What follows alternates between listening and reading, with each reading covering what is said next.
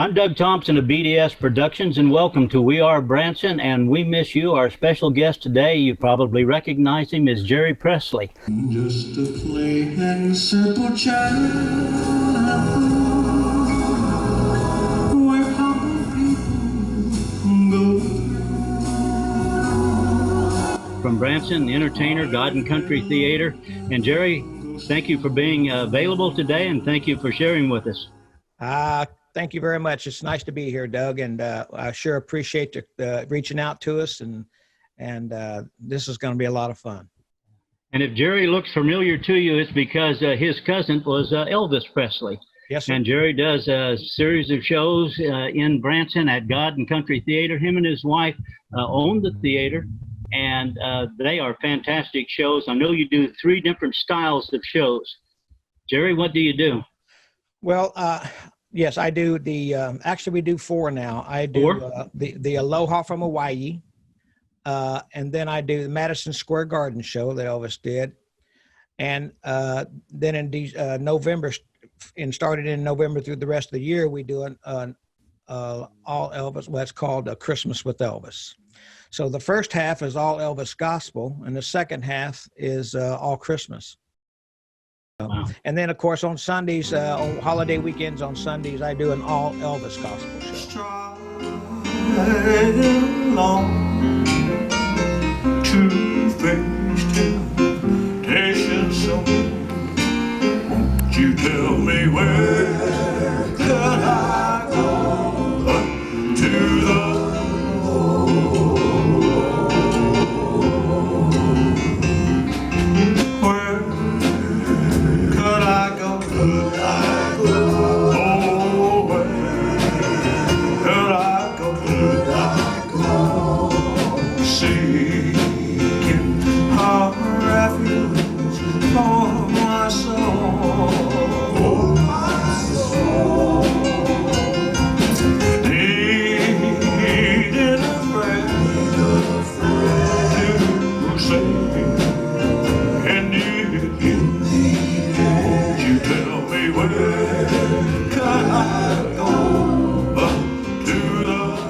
the gospel music.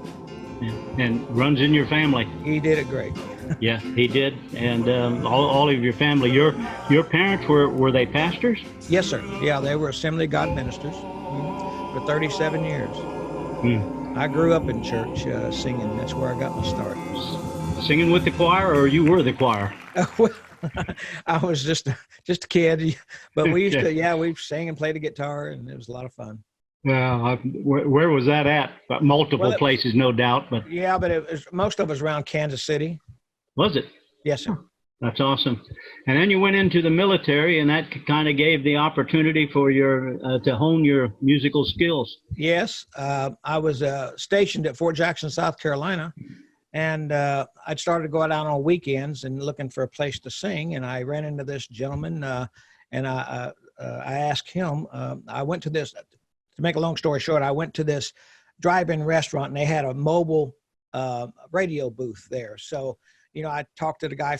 Went up and talked to him, and he says, "Say," I asked. He said, "Do you have a request?" And I said, "Yeah, I'd like to play something by Elvis." And he said, "Okay, I've got something." And he says, "You kind of look like Elvis." I said, "Well, thank you." I said, "What's your name?" I said, "Jerry Presley." He said, "Are you kidding?" I said, "No, I am his cousin." Da, da, da. Well, the next thing you know, he gets on the radio and he says, "Ladies and gentlemen, you're not going to believe this, but you wouldn't believe who I've got in my booth tonight." And he went on, and I mean, within 15 minutes, there were like 10 or 12 women lined up. But that's kind of where it all started. And I ran into this gentleman that was a nightclub a manager. And he told me about him. He had come in and to talk to him, and I did. And he asked me to go to the nightclub and audition. And he happened to be a big Elvis fan, and so it started there. And next thing you know, I got a manager, my first manager, and he got me on this home show. And I thought, well, I'd just be, picking a guitar on top of a mobile home. That's what I thought it really was. So I said, yeah, I'll do it. Well, so I went and had me a jumpsuit made. Now, back in those days, I thought Elvis's suits were satin. I don't know why, but I thought they were. So I had me a white satin jumpsuit made.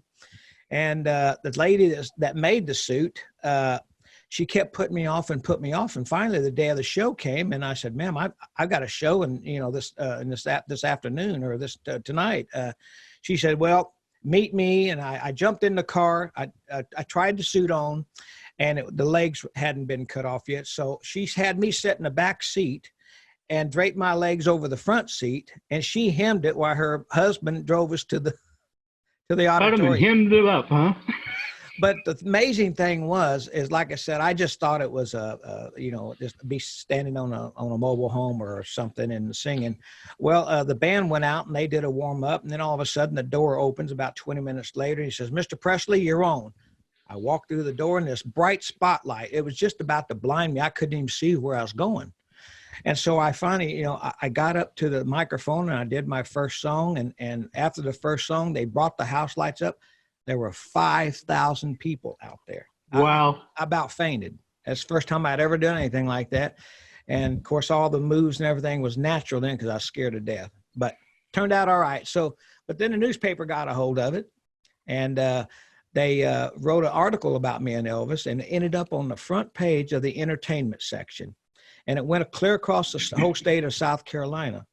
Now, I was so proud of it. It was just me and Elvis on the front of it, and I was just so proud of it. I thought, well, I'm going to see what Elvis thinks about this. So I took a copy by Graceland and walked up to the gate and talked to Uncle Vester there for a minute. And he told me that Elvis and his dad were still in Vegas and wouldn't be back for about a week, but for me to leave the newspaper at his dad's house. So I did. Sure enough, about 3 weeks later, I get this letter from Elvis saying, the boys handed me a clipping about me and you in a Carolina newspaper. He says, I read it. I really got a kick out of it. He says, especially with the fact of, sharing the last name of Presley. He says, but I know of our kinship because my aunts have spoken of your family. And he says, if there's anything that I can do for you, he says, let me know. He said, I would encourage you to just continue on. If you're having fun, go for it. So I've done it ever since. Jerry, that's an amazing story, just coming out from, you're riding in the back seat of the car, got your feet over the back, over the front of the seat right there, and she's hemming up your pants, and then you just sort of walking out. I'm expecting to stand on top of a mobile home and do something. Instead, I walk out on a stage, it's nothing but bright lights, and then I sing, and then they turn on the lights, and there's 5,000 people there, and that undoubtedly the biggest crowd you'd ever performed in front of at that time. Oh, absolutely. I was scared to death, but boy, it sure felt good. I'll tell you. But, Lord works in mysterious ways. And, you were telling me before we started that you have a twin brother, and I know, of course, that your cousin Elvis had a twin brother that was stillborn. Yes. And I suppose that's something to do with the family. That's genetics in the family. I guess there's a lot of twins in the Presley family. Yeah. And you and your wife have two kids. Yes. They're not in the entertainment business? No, sir, they're not. Okay. Neither one of them claim to be singers. So they can play a radio. Okay, now you got to dig back in at me because I told you that my dad could sing and perform, and I couldn't even work the radio. So now you were picking on me. Well, it takes talent, to turn radios on. And you're being kind, Jerry. You're just being kind to me. One of the things I guess as I was looking through on your bio is that at some point in time you performed the backup group, the Jordanaires. You performed absolutely. With them or them with you. Well, it started, I first came to Branson back in 1985. I opened up my own theater. It was called the King's Mansion Tribute to Elvis. And the front, I constructed it. The front of the building looked like Graceland. So it's called the King's Mansion. And I started performing that, and I was here for almost 5 years. And when I left Branson, that's when I started traveling with Elvis's original backup singers, the Jordanaires, and the Stamps Quartet and the Blackwoods. And for the next 26 years, we traveled off and on all around the country. And just great time. Elvis always had the best of everything. But they were some of the nicest people in the world. It's amazing to be able now to look back because they're all gone. Ray Walker is still here. He was the bass singer. He's still doing well, still in Nashville, but they're all gone, and so I've got all those memories, and it's great times, but great memories. Did the Jordanaires have any suggestions? They say, well, this always worked for Elvis, or that worked. Did they have any suggestions? And it was, yeah, they did, and it was funny because they all had stories to tell, about even a Stamps Quartet, during the Las Vegas years, and they all had stories to tell, and the one that really stands out was one of the backup singers for Elvis. When you hear "Burning Love," he goes, "A hunk of burning love." Somebody's in the background going, "Ah, hunk of burn." Well, that was Bill Bays, and he said he was just new. It was his first show, and the guys told him, he said, "Look, now if Elvis looks over at you, he wants you to do something. You got to do something. Don't just look at him. He wants you to do something." So during the show, Elvis looked over at him. He said, "I was so scared. All I could think of was, it scared me to death." And they kept, and that's been in the recording and everything else all those years. I can remember hearing it. That's neat. Well, Jerry, one of the things that I know that is really important to you, because this series is We Are Branson, and that's what you are. You're part of Branson, and we miss you. And there's two stories to that. One is the performers miss seeing the fans, and the fans miss seeing you. And this is an opportunity where the fans can stay in touch with you, and they can see, hey, Jerry's just like us. He's got a house, he's got a chair that he sits in, and he does these things, and he's got family. But I know that after a show ends, you always take the time to take pictures with them, to visit with them, and to sign anything they need signed. I really like that part. I really do. It amazes me. What really amazes me is when, I'm thinking I'll listen maybe to a conversation or a phone. People is excited. They're excited to see me, like they're really going to see a star, and I think that's just, it's just amazing to me. Today I'll be singing. Tomorrow I might be on the roof fixing a patch in the roof. That's just what I am. I appreciate the talent that the Lord has given me, but don't ever let it get to your head so that you're above all that, because we're all put our pants on the same way, and I just appreciate what the Lord has done for me. So, but it amazes me that these people are actually walking in there excited, like they're gonna see a star. It's crazy. Well, I know it's been tough, because not only are you a performer in Branson, but you and your wife also own God and Country Theater. Yes. And you have a lot of really good entertainers appearing there. But for what we're going through right now, who would be performing with you normally at this time of year?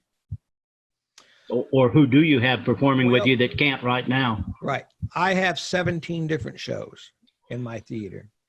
I have two stages, two theaters within one building. So we're running two shows simultaneously at 10 o'clock in the morning, 2 o'clock in the afternoon, and 8 o'clock at night. So it's quite a chore to keep all that going. But oh my gosh, there's so much talent in this building. It is unbelievable. And we have all genres of music, last year, on TripAdvisor, we plug TripAdvisor, Facebook and stuff, but last year, out of 136 attractions right here in Branson, this little theater got down to number 2. Wow, that's tremendous. It is. I just can't, but there's that much talent in these shows. It's just amazing. Yeah, we just love it around the Branson area. I love visiting with the performers and being able to help get the word out, because you're going through the same thing that other people are who would faithfully be at Branson and enjoying the shows. They can't get there right now, but I hope they make their way back. And on the screen, what we'll be putting up will be, of course, the website information for God and Country, and they'll have the opportunity to look at this, and they will know that Jerry's just as concerned about us and us being back and being able to interact with us as we are with getting to see him again. Yeah, absolutely. We can't wait to get it open and start performing again. But you know, this is something that we haven't dealt with in many, many years, and unfortunately, maybe it's a Lord's wake-up call. Yeah, it sure can be, because this is all the way around this little planet, and it doesn't seem to be an area that's not touched by it. And I know I've heard it said, and I say it to myself that, Lord, what do you want us to see? What do you want us to know? And I consider it a wake-up call for our country and us individually too. That's Can't go wrong by reevaluating, staying in the Word. Jerry, I've really enjoyed visiting with you. You and your family be safe, and we'll touch base with you every now and then. Great. Well, thanks a lot, Doug. I really appreciate you having me on, and God bless you, and good luck. Same to you, Jerry. You take care. All right. Take care. Thank you, sir. Bye. I pray the Lord that I'll go strong as I live from day to day.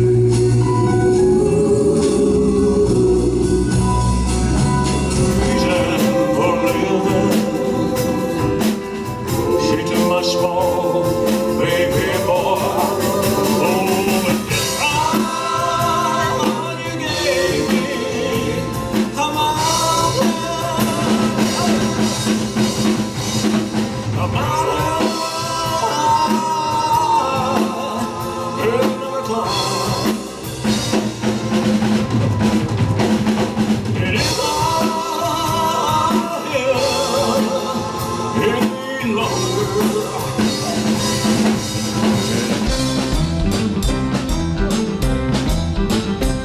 You know I can't be found sitting home all alone.